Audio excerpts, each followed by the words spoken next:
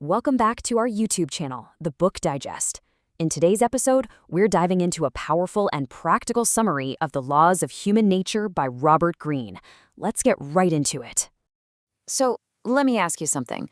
Think about your day so far.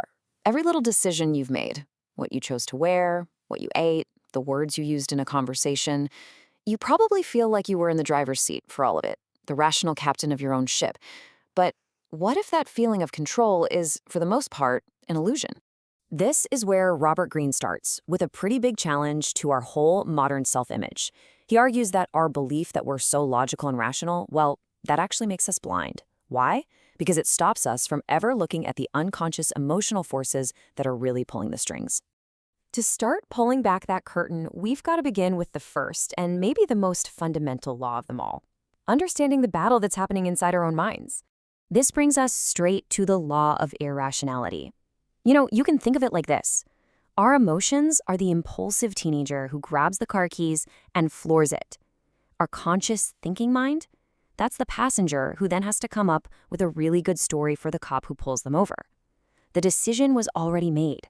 The story, that comes later. So let's break this down. You have your thinking self, that's the voice you identify with, the one that makes plans and reasons through problems. But then there's the emotional self. It's way older, it's way faster, and it often acts before your conscious mind even has a chance to boot up. It's that gut feeling, that flash of anger, that instant attraction. It decides, and then the thinking self has to play catch up and justify it. And this quote from the book it absolutely nails it. I mean, think about the last time you bought something you didn't really need. The elaborate reasons you gave yourself afterwards about why it was a smart purchase? Greene would say that's just your thinking self doing damage control. The emotional decision was made the second you laid eyes on it. So here's the crucial point. You can't just suppress these emotions. It doesn't work. The real solution is to cultivate a rational self, an inner observer that can acknowledge the emotion, see the bias behind it, and most importantly, create a tiny pause between the impulse and the action. That little gap, that's where true freedom and choice actually exist. Okay, so if our emotions are in the driver's seat a lot of the time, what kind of map are they following? Well, that brings us to the next level, decoding the hidden patterns that actually make up our character. And this is what Greene calls the law of compulsive behavior. See, according to him, your character isn't what you say you are or what you think you believe. It's the pattern you can't seem to stop repeating, especially when it comes to those big mistakes you swear you'll never, ever make again. You see this play out everywhere, right? The friend who keeps dating the exact same type of person, and it always ends in the same disaster. The coworker who, no matter where they work, somehow ends up in the middle of office drama. Greene says this isn't just a string of bad luck. These are deep character patterns replaying themselves on a loop. The way out isn't to just grit your teeth and try harder. It's about developing the self-awareness to see the pattern as it's happening, to catch that compulsive urge right before to make the same old move, and to ask yourself, hang on a second, I've been here before. Do I really want to go down this road again? All right, we've spent some time looking in the mirror. Now this is where it gets really powerful, because we can use these exact same tools to look out the window and start to truly understand the people around us. Greene totally reframes the idea of narcissism. It's not just some insult you throw at someone. He sees it as a universal human spectrum. Think about it. We all start our lives as complete narcissists. A baby's world is only about its own needs. Real maturity is the long, hard journey of moving away from that self-absorption and toward genuine empathy.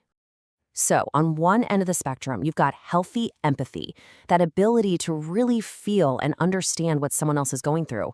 And on the other extreme, you have the deep narcissist, who only sees other people as extras or props in their own personal movie. The question isn't if you're on this spectrum, it's where. So, want to spot someone who's way over on the far end of that spectrum? Here's what to look for. They rarely ask questions about you with any real curiosity. They react really, really poorly to even the slightest criticism. And somehow, every story, every event, every single conversation always circles back to being about them. This idea of hidden motives leads us right to the law of role-playing. Greene's point is that pretty much everyone we meet is wearing a kind of social mask. And this isn't necessarily about being fake or dishonest. It's a survival tool we all use. Our job is to get better at seeing the real person behind the performance. So how do you do that? How do you see past the mask? You learn to read what Greene calls the second language. You watch for those fleeting facial expressions that betray how someone really feels. You start paying way more attention to what people do than what they say. And most of all, you watch how they behave when they're under pressure. That's when the mask tends to slip. So, after all this analysis of our flaws and our hidden patterns, what's the actual point? Why does mastering these laws really matter so much? Well, this quote really gets to the absolute heart of it. If you don't understand the unconscious forces that are driving you, then you're not really free. You're just a puppet of your own compulsions, your emotions, and your own hidden character. And that right there is the whole goal. This isn't about learning a bunch of tricks to manipulate other people. It's about gaining the single most important power there is, the power to master yourself. It's about finally seeing the strings that have been pulling you all along and gently taking your own hands off of them. So I'll leave you with a question to carry with you today. Which one of these laws are you going to start observing first? Look for it in yourself, look for it in the people you meet. I think you'll be pretty surprised by what you start to see.